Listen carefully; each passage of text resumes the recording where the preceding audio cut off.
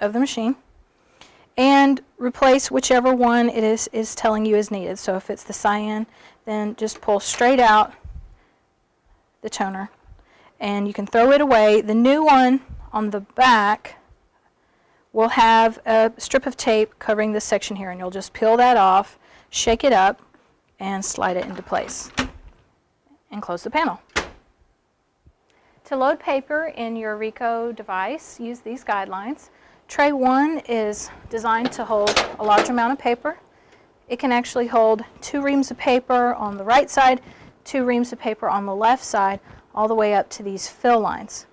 When the paper is running, it will feed from the right side, and when the right side runs out of paper, this will shift the left side over into place and it will keep running.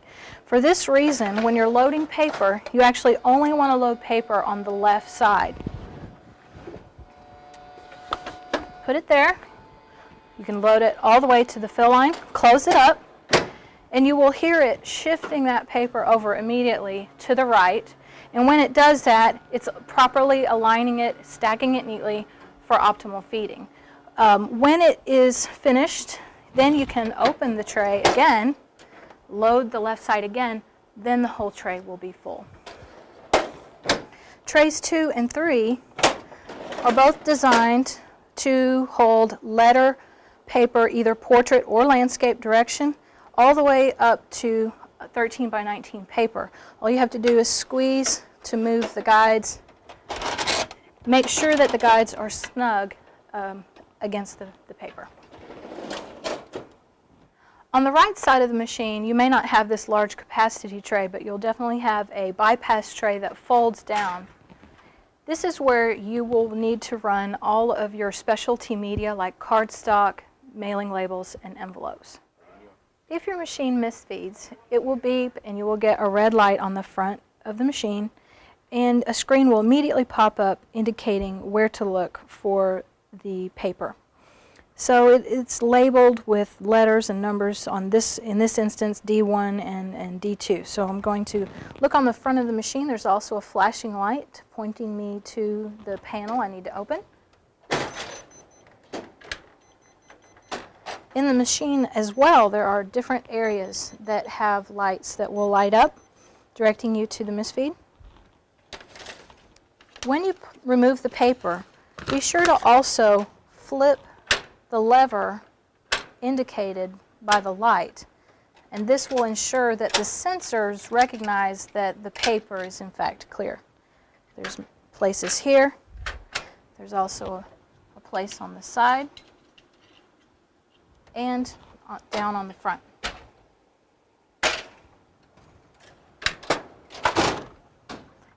The feeder lifts up as well.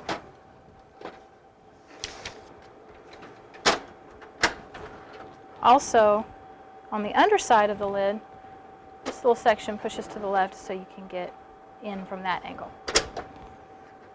On the right-hand side of the machine, there will be a couple of other minor access panels as well. You just push down and they will swing open. And when the large capacity tray is not here, you will be able to get to that lower access panel easily.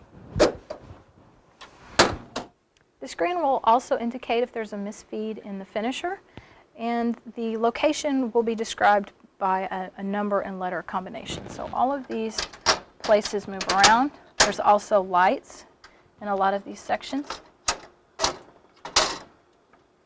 This whole section may pull out depending on which finisher that you have. And while we're in here, this is also where you will replace the staple cartridge, which will be green. When you remove it, you'll just pull straight up on this clear plastic piece. That's the part that's actually replaced, and you'll snap the new one into place and then slide it in.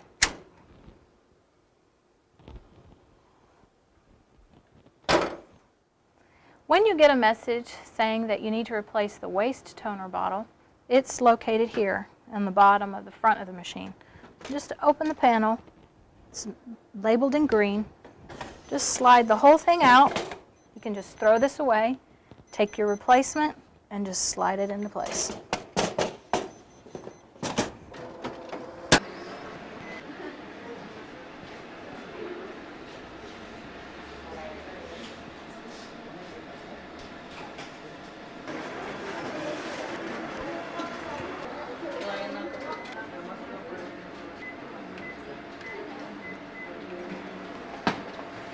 Bye.